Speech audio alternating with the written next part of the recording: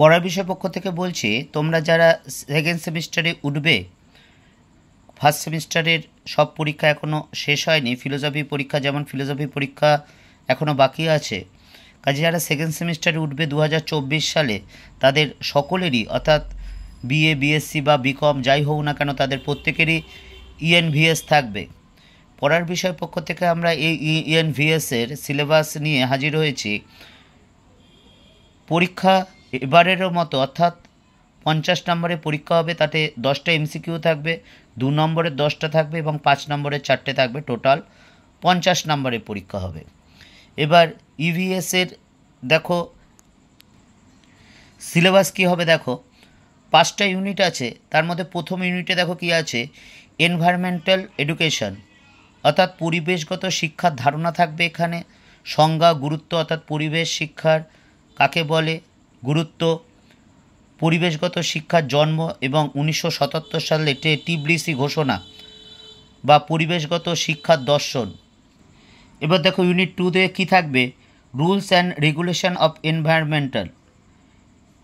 এর মধ্যে কী থাকবে, বিধিবিধানের প্রয়োজনীয়তা, বিভিন্ন রকম বিধি বা নিয়ম, পরিবেশের বিধি বাস্তবায়নের ভুল, পরিবেশের বিধি বাস্তবায়নের সমস্যা অর্থাৎ পরিবেশ সংক্রান্ত যে আইন তা কি ভুল হয়েছে বা সে সমস্যা কী। এরপর থাকবে যে বিভিন্ন পরিবেশ আইন, এখানে বন্যপ্রাণীর থাকবে, বন সংরক্ষণ ব্যাপার থাকবে, জলের ব্যাপার থাকবে অর্থাৎ দূষণ কী করে হচ্ছে, নিয়ন্ত্রণ করা যায় কী করে, বায়ুরও থাকবে এই সংক্রান্ত আইন থাকবে এবং পরিবেশ সংরক্ষণ আইন, জীববৈচিত্র্য আইন এগুলি থাকবে। তারপর থাকবে আন্তর্জাতিক চুক্তি, এখানে কী কী আন্তর্জাতিক চুক্তি থাকবে, মন্ট্রিল প্রোটোকল, কিয়োটো প্রোটোকল, জলবায়ু আলোচনা আর জৈব বৈচিত্র্য কনভেনশন অর্থাৎ সিবিডি। দেখো ইউনিট 3-এ কী থাকবে, human communities and the environment. এখানে কি থাকবে, মানব জনসংখ্যা বৃদ্ধি, পরিবেশ, মানব স্বাস্থ্য এবং কল্যাণের উপর প্রভাব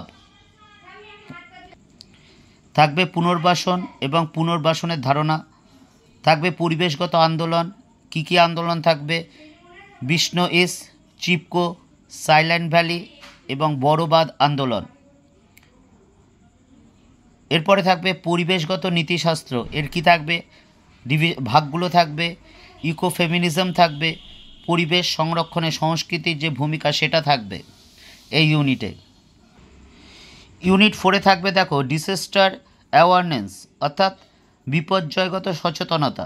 এর মধ্যে কি থাকবে, বিপত্তি, দুর্যোগ, ঝুঁকি এবং দুর্বলতার মৌলিক বিষয়। 2 নম্বর নেক্সট হচ্ছে দুর্যোগের শ্রেণীবিভাগ, প্রাকৃতিক দুর্যোগ, বন্যা, ভূমিকম্প, ঝড়, সুনামি, ঘূর্ণিঝড়, সুনামি এবং ভূমিধ্বস এবং মনুষ্য সৃষ্ট বিপর্যয়। যেমন মনুষ্য সৃষ্ট বিপর্যয় হচ্ছে ভোপাল গ্যাস দুর্ঘটনা এরকম। আর থাকবে দেখো কেস স্টাডিজ, মিনামাটা বিপর্যয়, ভোপাল গ্যাস বিপর্যয়, ফুকুশিমা পারমাণবিক বিপর্যয়, কেদারনাথের বন্যা, ঘূর্ণিঝড় আইলা, কোভিড-19। এটা তোমাদের সবারই মনে আছে, তোমরা এর জন্য এই কারণে মাধ্যমিক দিতে পারোনি, তোমরা এই ব্যাচটা প্রথম জীবনের বাইরের পরীক্ষা তোমরা কিন্তু দিতে পারোনি, নিশ্চয়ই মনে আছে এবং তোমরা কোনো দিনই ভুলবে না। এরপর থাকবে দেখো দুর্যোগ ব্যবস্থাপনা, দুর্যোগ সতর্কতা ব্যবস্থা, এটা চতুর্থ ইউনিটে এইগুলো থাকবে। এবার ইউনিট 5-এ থাকো শেষ unit, role of environmental education in protecting environment.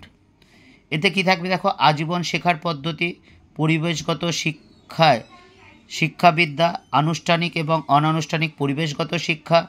এর মধ্যে থাকবে প্রদর্শনী, ভূমিকা পালনের ক্ষমতা, কুইজ, বিতর্ক, ফিল্ড ট্রিপ, প্রদর্শনী, প্রকল্প, পোস্টার, উপস্থাপনা, সেমিনার, ইকো ক্লাব। আর থাকবে লাস্টে দেখো তথ্য প্রযুক্তি এবং গণমাধ্যমের ভূমিকা। গণমাধ্যমে কী কী থাকবে, প্রিন্ট, ইলেকট্রনিক এবং সামাজিক মিডিয়া। এই হচ্ছে তোমাদের ইএনভিএসের যে সিলেবাস। তোমরা এবার যারা সেকেন্ড সেমিস্টারে পরীক্ষা দেবে যদি ভিডিওটা ভালো লাগে অবশ্যই পুরোটা দেখো এবং লাইক দিও, এবং ভালো উপকৃত হলে অবশ্যই চ্যানেলটি সাবস্ক্রাইব করো এবং বন্ধুদেরও দেখতে বলো। এবং আমাদের এই চ্যানেলে আমরা এই চ্যানেলে কলকাতা বিশ্ববিদ্যালয়ের history, pol science, philosophy, education এবং পরিবেশবিদ্যা বা সিভ্যাকের বিভিন্ন সাজেশান নিয়ে এসেছি। তোমরা ফিলোসফি সাজেশানটা আছে দেখো, তোমাদের সামনেই পরীক্ষা আছে ফিলোসফি পাসের, এবং আমি যে সাজেশানগুলো দিয়েছি তার সাথে পরীক্ষার প্রশ্নের সাথে দেখে মিলিয়ে নিও। দীর্ঘ 23-24 বছরের অভিজ্ঞতার পরিপ্রেক্ষিতে করা, এবং সাজেশান কতটা মিলেছে সেটাও দেখো। এবং তোমরা যদি উপকৃত হয় অবশ্যই চ্যানেলটা সাবস্ক্রাইব করো এবং বন্ধুদেরও দেখতে বলো। আমরা তোমাদের পাশে থাকার চেষ্টা করব, এবং তোমরা যদি সাবস্ক্রাইব করো তাহলে আমরা আরও উৎসাহিত হব। পড়ার বিষয় পক্ষ থেকে অগ্রিম শুভেচ্ছা। তোমাদের এই সেকেন্ড সেমিস্টারের প্রত্যেকটা পরীক্ষা অবশ্যই ভালো হবে।